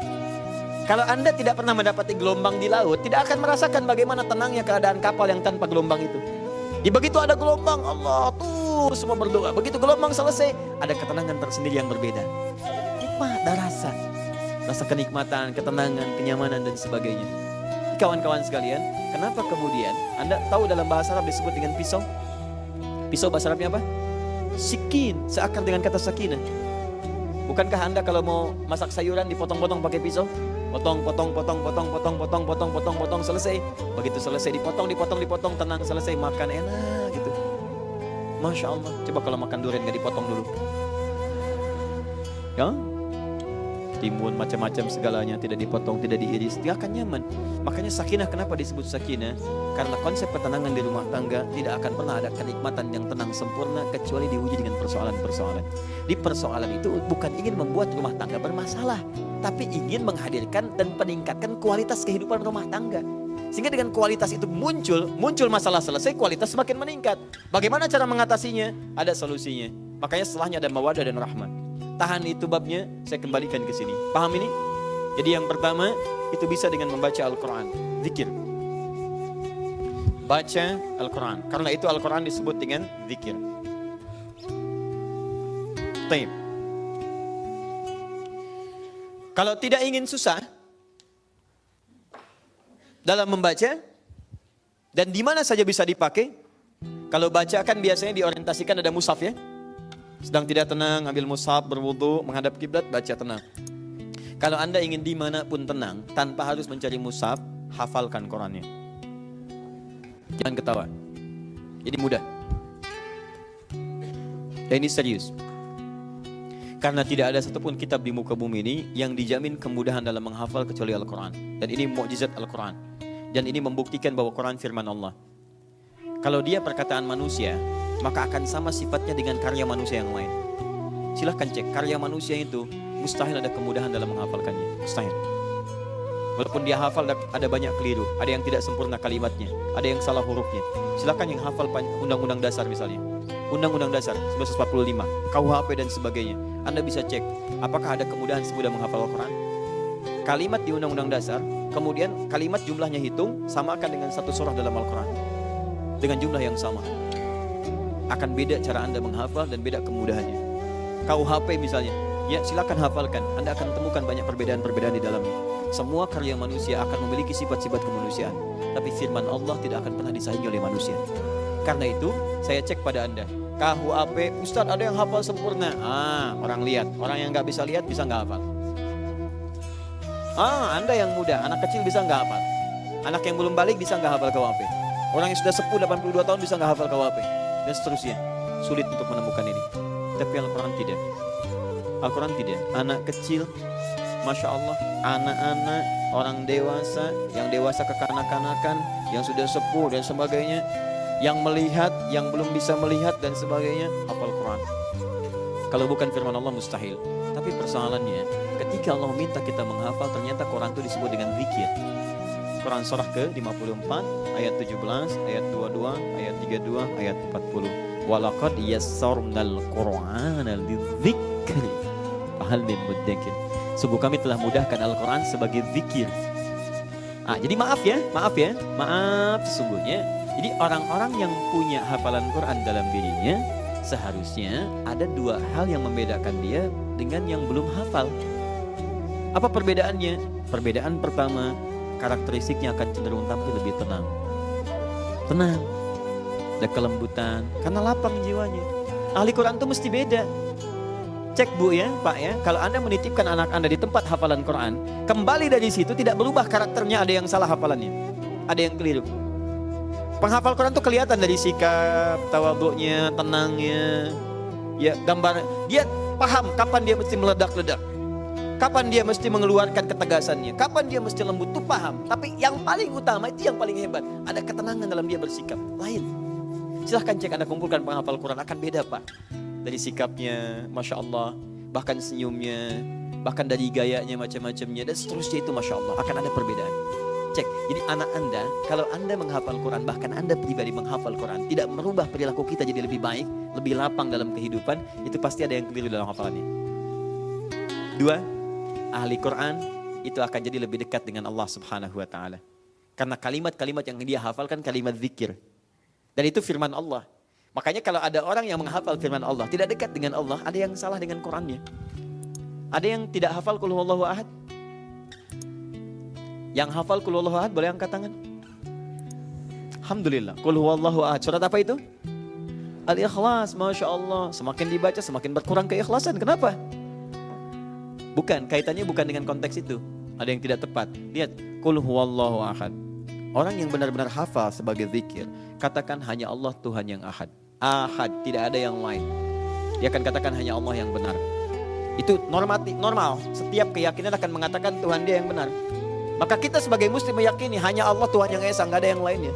Allahus Samad, tempat bergantung, nggak ada yang lain. Hanya Allah yang dipertuhankan, dinnya yang benar, din yang diridhoinya Islam, selesai. Allah yang satu Tuhan, tidak ada yang lain. Maka orang yang hafal qul huwallahu ahad tidak akan mengatakan semua agama sama. Semua agama sama, cuman caranya beda-beda. Begitu dikuburkan nggak mau dibakar. Tidak akan pernah mengatakan lisan orang yang al-ikhlas, lisan orang yang bertauhid qul huwallahu ahad, kalau benar menghafalnya sebagai zikir, maka dia akan kesulitan dan kaku lisannya untuk mengatakan semua agama sama. Kenapa? Karena hafalannya dikeluarkan dengan zikirnya. Takut lisannya keluar, takut, kaku, gak bisa dia ucapkan karena terhubung dengan Allah, zikir. Jadi kalau ada orang bisa menghafal qul huwallahu ahad tapi ringan mengatakan kata-kata tadi, maka Qur'annya tidak menjadikan dirinya sebagai zikir pada Allah Subhanahu wa taala. Ada yang salah dalam hafalannya. Dalam catatan kami itu bukan menghafal. Dia nggak hafal, dia cuma tahu. Dia cuma tahu. Jangankan dia yang tidak beriman pun bisa kemudian membacakan ayat itu. Itu persoalannya. Itu yang disebut oleh Al-Quran, iman tidak sampai pada jiwa ayah, cuma sampai pada di lisannya. Dan dia mengaku muslim tapi imannya nggak sampai kepada jiwanya. Itu ada di Quran surah ke-49 ayat 14. Ayat 14. Dan itu sudah terjadi di zaman Nabi. Qalatil a'rabu amanna. Ada sementara orang Arab mengatakan kami beriman. Qul lam tu'minu, kata Allah, katakan Muhammad kalian belum serius imannya. Walakin qulu aslamna, tapi katakan pada mereka kalian baru mengatakan masuk Islam. Walamma yadkhulul imanu fi qulubikum, tapi iman enggak sampai ke dalam jiwa kalian. Karena itu karena enggak sampai kepada kulub itu tempatnya zikir. Ala bi dzikrillah tatmainnul qulub. Ya, tempatnya zikir, menyambung dengan Allah. Karena iman tidak sampai pada jiwanya, tidak memberikan respon dalam dirinya untuk diamalkan dalam kehidupan, cuma di lisan. Makanya banyak orang mengatakan A, B, C, tapi nggak ada amalannya, nggak ada nyambung dengan Allah. Ini sudah lama terjadi 15 abad yang lalu. Jadi kalau ada yang sekarang pengen ikut-ikutan, dia telat. Semua agama itu sama, Anda telat. Telat Anda, ketinggalan. 15 abad yang lalu sudah ada yang seperti Anda. Imannya cuma di lisan, nggak sampai kepada jiwa. Dan kita doakan, semoga dia kembali. Allah berikan hidayah kepada ya Allah. Ya Allah, dia hidup dengan kami. Tolong jadikan kami bertemu juga di surga dengannya ya Allah. Berikan petunjuk dalam sujud Anda. Begitu Anda sentuh dalam doa, mungkin cercah hidayah hadir dalam jiwanya. Dan tidak sedikit yang kembali. Ingat kembali. Kami doakan. Saya doakan demi Allah, saya katakan, saya mencoba mendoakan yang disebut dengan homoseksual, yang lesbian, yang macam-macam. Saya doakan. Dan tidak sedikit kemudian yang telepon, yang menangis, yang ingin berubah, yang minta dibimbing dan sebagainya. Ya, jadi mendoakan itu lebih mulia daripada mencela. Dan kita berikan solusi, nilai-nilai kebaikan. Kita ajak teman-teman untuk berubah. Adapun itu pilihan dia, mau kembali atau dia, pilihan Anda. Pilihan Anda, tapi kita bisa memilih untuk mendakwahi dengan cara-cara yang lembut. Paham ya? Ini bagian yang kedua. Jadi kalau Anda menghafal Quran, walaupun belum 30 juz, walaupun baru Al-Ikhlas, walaupun belum baru An-Nas, tapi perilaku kita menyimpang dari apa yang kita hafalkan, maka Quran itu belum jadi zikir dalam kehidupan kita. Paham ya? Sekali lagi, Quran belum jadi zikir dalam kehidupan. Bukan kita, saya tidak ikutan. Ini bisa jadi doa atau kalimat thayyibah. Quran surah 7 ayat 205. Wadhkur rabbaka fi nafsika tadarruan wa khifatan wa dunal jahri minal qaul. Silahkan sebut Rabbmu dalam jiwamu, pada dirimu. Nafas itu bisa diartikan dalam jiwa, pelan, tenang. Bisa diartikan olehmu, dibacakan, baca. Tadarruan wa khifatan wa dunal jahri minal qaul, dengan penuh kelembutan, ketawakalan, dan tidak perlu berlebihan sampai misalnya teriak-teriak dan sebagainya. Ya, tapi poinnya adalah ayat ini ingin memberikan gambaran pada kita bahwa doa menyebut Allah atau menyampaikan kalimat thayyibah itu bagian dari zikir. Ini dua, bisa bentuknya doa, bisa dengan kalimat thayyibah. Kalimat thayyibah itu semua kalimat-kalimat bacaan-bacaan yang bernilai baik yang ditujukan kepada Allah.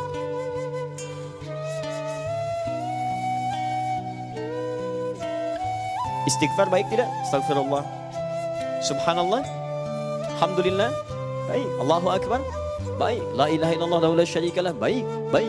Semua baik. Itu kalimat thayyibah namanya. Kalimat thayyibah. Sudah? Dan doa. Doa juga sama. Bukankah dalam doa Anda menyebut Allah? Ya Allah, mohon, ya Allah, Rabbana, Rabbana, Rabbana, Rabbana, dan seterusnya. Paham? Baik. Sekarang bagian terakhir. Kita susun dulu ya. Setelah disusun, baru kemudian diuraikan. Jadi kalau kita lihat amalan-amalan yang melatih kita untuk hati kita tenang, terhubung dengan Allah, dan bisa memohon apapun kepada Allah, amalan itu disebut dengan zikir. Tadi amalan utamanya zikir, mampu mengingatkan kita dengan Allah sehingga kita diingat oleh Allah. Kalau sudah diingat, diberikan kelapangan hati sehingga mudah mengatasi persoalan. Nanti dengan amalan yang lain, ini dengan doa, akan lihat segala permintaan bisa cepat dikabulkan. Bahkan nanti orang yang biasa berlatih doa nanti ada pasca sholat, ada tuntunan berdoa. Begitu Anda berdoa, kebiasaan itu terbawa dalam kehidupan. Jadi otomatis, begitu akan mengerjakan sesuatu, dirinya sudah berdoa, mohon. Bahkan saking hebatnya, ada orang yang bahkan saat akan dia mengerjakan sesuatu, Allah lebih cepat mengingatnya dibandingkan dia sebelum menyebut nama Allah. Sehingga ada orang berdoa, baru dikabulkan. Ada orang yang belum minta, sudah Allah kabulkan. Nanti kita akan lihat. Tadi seperti Nabi Muhammad, Nabi Musa berdoa, baru dikabulkan. Nabi Muhammad belum minta, diberikan. Nabi Musa, Rabbi syrahli, Nabi Muhammad, alam nashrah laka sadrak. Nabi Musa, wa yassir li amri, Nabi Muhammad, wa nuyassiruka lil yusra. Dan seterusnya. Baik. Terus ini, salat. Quran surah 20 ayat 14. Salat. Itu juga zikir. Innani anallahu la ilaha illa ana fa'budni wa aqimis salata li dzikri. Allahu akbar. Saya Allah, tidak ada Tuhan selain saya, kata Allah, sembah saya. Jadi kalau orang menyatakan tidak ada Tuhan selain Allah, maka dia komitmen menyembah Allah. Makanya setelah syahadat ada salat. Itu komitmen menyembah. Jadi kalau orang syahadat gak pernah salat, ada yang salah dalam syahadatnya. Karena diikat, orang yang menuhankan Allah maka komitmen menyembah Allah, ma'budul haq. Jadi disebut Allah itu yang disembah. Allah itu namanya al-ma'bud al-haq, yang satu-satunya yang disembah. Jadi kalau Anda mengatakan Allah Tuhan saya tapi nggak pernah menyembah Allah, ada yang salah. Syahadat ditulis di KTP Muslim itu patuh, siap menyembah, tapi tidak pernah sholat, ada yang salah. Ada yang salah. Yang masuk surga KTP-nya, ya baik, orangnya tidak. Ada persoalan dalam dirinya jika memang Allah berkehendak dengan itu semua. Paham ya? Nah, kembalikan teman-teman ke sini. Salat disebut dengan zikir. Fa'budni, bagaimana cara menyembahmu ya Allah? Wa aqimis salata, tunaikan salat di zikri, untuk menyembah, mengingat saya. Salat disebut zikir. Ingat, salat ketika disampaikan oleh Quran disebut zikir. Kenapa disebut zikir? Bahkan salat disebut puncak zikir karena menghimpun semua jenis zikir dalam salat. Lihat, kalimat thayyibah ada dalam salat. Begitu dibuka, Allahu Akbar, kalimat thayyibah. Subhanallah, Alhamdulillah, Allahu Akbar ada dalam salat. Bacaan Quran ada dalam salat. Orang yang gak baca Quran tidak sah salatnya. Al-Fatihah bukankah Quran? Ya kan? Tapi itu rukun dalam salat. Kecuali dalam makmum, ada ikhtilaf di dalamnya. Doa ada dalam salat. Duduk di antara dua sujud bukankah doa? Rabbighfirli warhamni wajburli, dan seterusnya doa. Jelas kan? Sampai akhir. Jadi kalau orang salat, mohon izin, kalau orang salat kemudian tidak menghasilkan manfaat-manfaat zikir, itu yang harus dievaluasi dalam dirinya. Dan nanti ada salat pasca salat. Kita akan lihat, ada salat pasca salat. Setelah salat zuhur ada salat lagi? Ada. Setelah salat isya ada? Ada. Tayyib. Ya, itu sesuatu yang nanti kita akan lihat. Nah sekarang, bagaimana cara mengurutkan itu semua? Apa dulu yang dimulai dalam amalan pasca salat? Apakah setelah salat langsung salat lagi? Apakah setelah sholat kita misalnya berzikir kalimat thayyibah dulu? Apakah Quran dulu? Apakah doa dulu? Mana di antara itu yang disusun oleh Nabi SAW atau menjadi pilihan untuk kita amalkan? Jelas di sini? Halo? Jelas, baik. Baik, kita lihat susunannya dulu. Satu, susunan standar.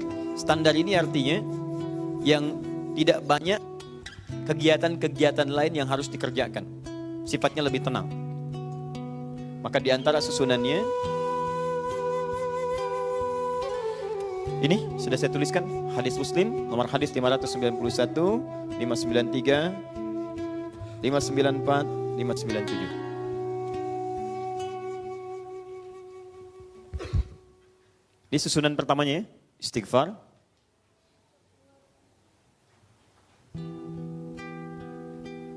Latihannya 3 kali. Sudah? Teruskan. Ini bisa ada 2 versi. Versi pertama yang Allahumma antas salam. Nanti insya Allah di pertemuan berikutnya kita coba bagikan ya susunan-susunan zikirnya supaya nanti mudah diketahui. Jadi kita tuliskan dulu saja. Sudah? Yang ini sekali. Teruskan. Ini kedua, 1, 2, teruskan. 3 garis besarnya ya. Selanjutnya, la ilaha illallah wahdahu la syarika lah, lahul mulku wa lahul hamdu wa huwa ala kulli syai'in qadir. Kalimat thayyibah lagi, la ilaha illallah, dan seterusnya.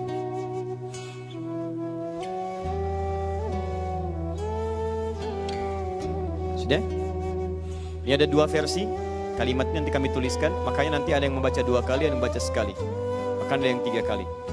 Saya ulang, ini standar 3 kali, ini 1 kali, ini yang paling standar 1 kali. Sudah? Baik, teruskan. Bacaan subhanallah, alhamdulillah, Allahu akbar. Masing-masing berapa? 33 kali. Teruskan.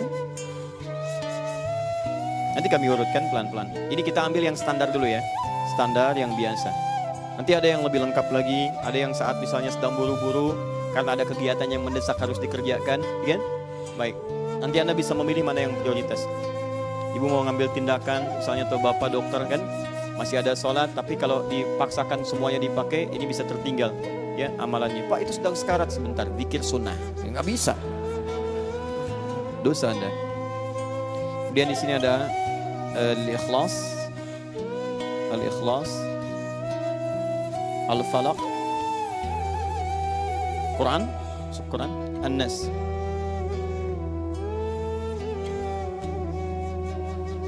Yang kelima, ayat kursi. Maksudnya Quran surah kedua Al-Baqarah ayat 255. Allahu la ilaha illa wal hayyul qayyum, dan seterusnya.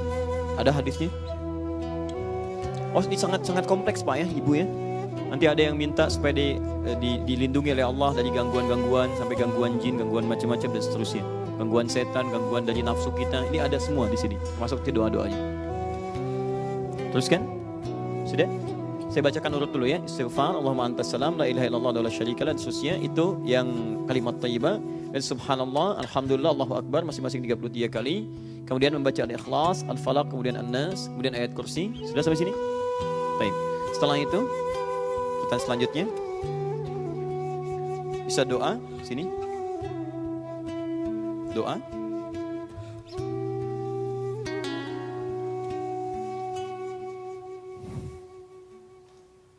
Sudah? Doa. Nanti kita turunkan kalimatnya. Ada yang paling singkat, Allahumma inni as'aluka ilman nafi'a wa rizqan thayyiba wa amalan mutaqabbala. Itu sering disampaikan oleh Nabi. Doa. Kalau doa ini lebih luas ya. Nanti ada doa yang dituntun secara singkat, ada doa nanti yang sesuai kebutuhan kita. Nanti mudah-mudahan Allah berikan kesempatan pada kami untuk merinci doa apa saja. Bisa kalau doa untuk kemudahan bekerja apa doanya, doa kemudahan anak-anak dalam sekolah apa doanya, doa ibu kesulitan di rumah tangga apa doanya. Jadi itu bisa dimintakan dalam sholat, itu sunnah. Dan pasca sholat kita bisa menyampaikan kepada Allah apa yang kita mintakan.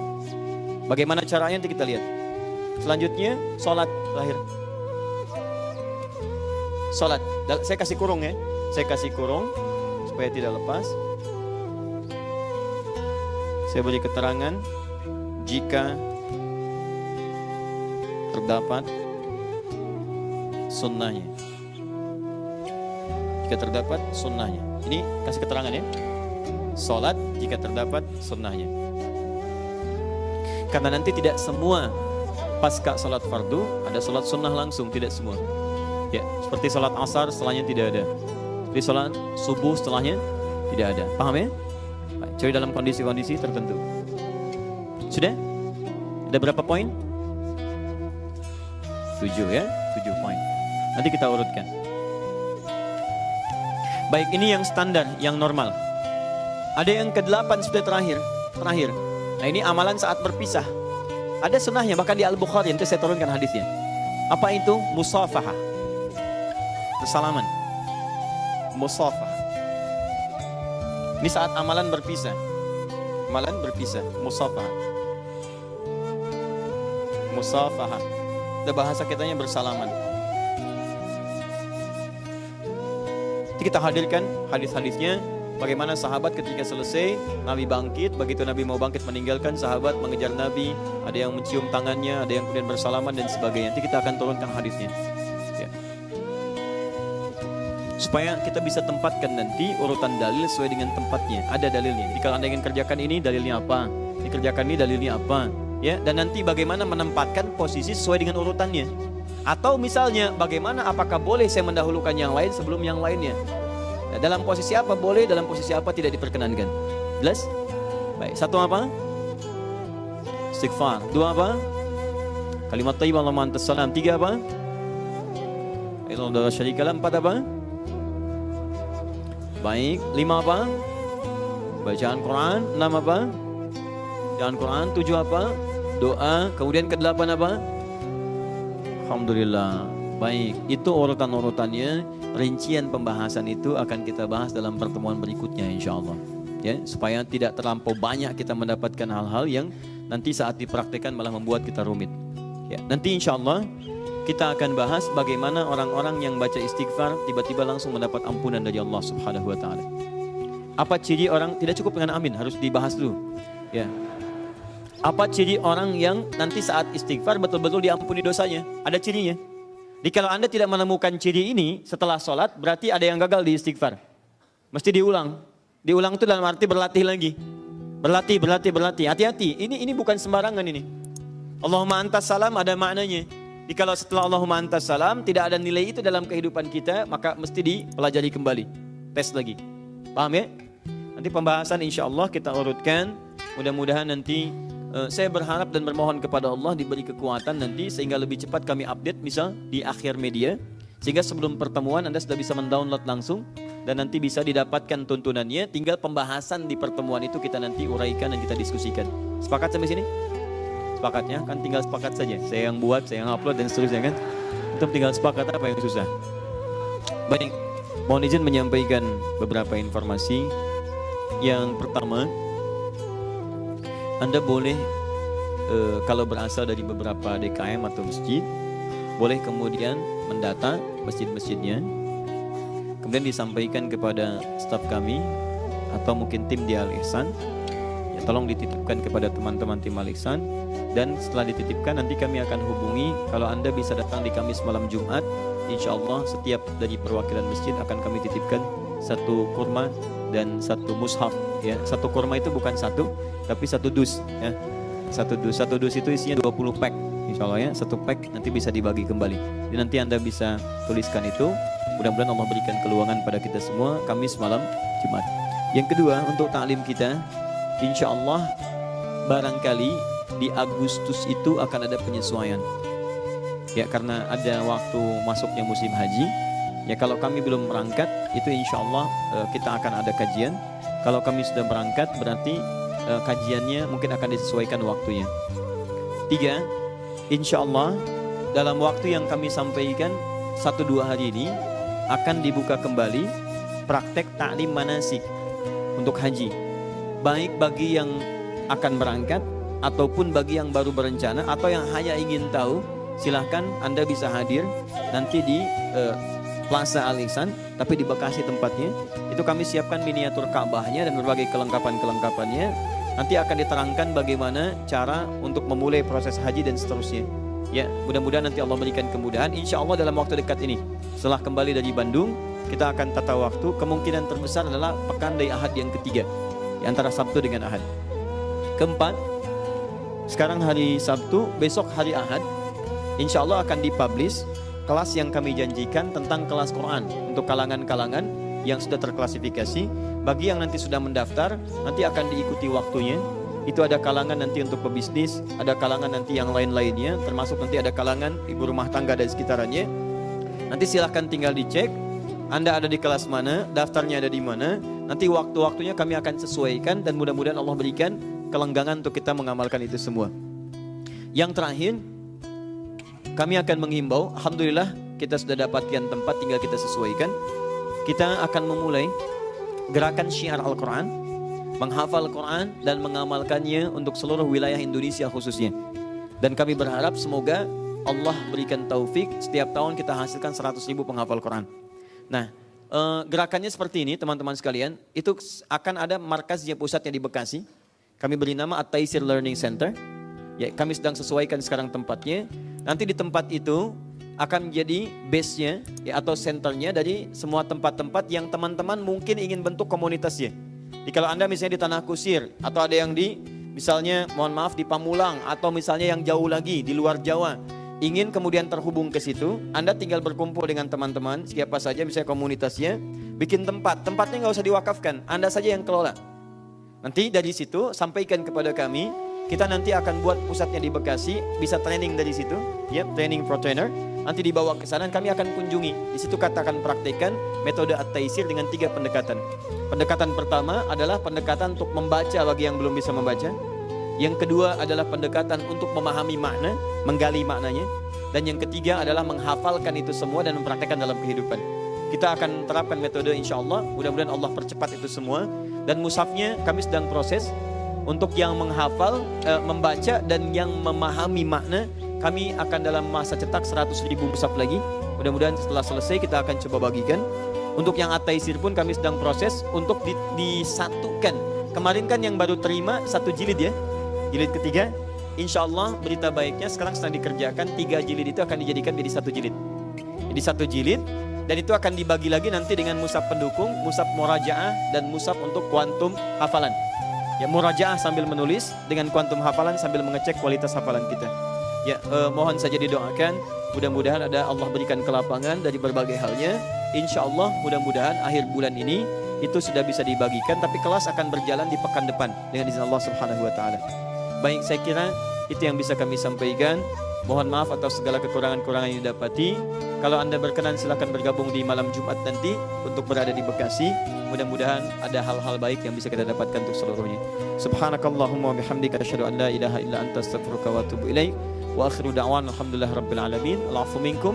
Sebelum saya tutup dengan salam, pemirsa terkhusus bagi Anda yang ada di Bali, insya Allah besok kami akan ke Bali dan kita akan bersama-sama dengan saudara-saudari kita yang diuji oleh Allah dengan letusan Gunung Agung untuk bisa hadir dengan kawan-kawan masyarakat semua dan kita mendekat kepada Allah dengan nilai-nilai kebaikan. Kami akan membawa kurma 1 kontainer yang mudah-mudahan kita bisa bagikan dan kita nikmati itu karena Allah Subhanahu wa taala. Assalamualaikum warahmatullahi wabarakatuh.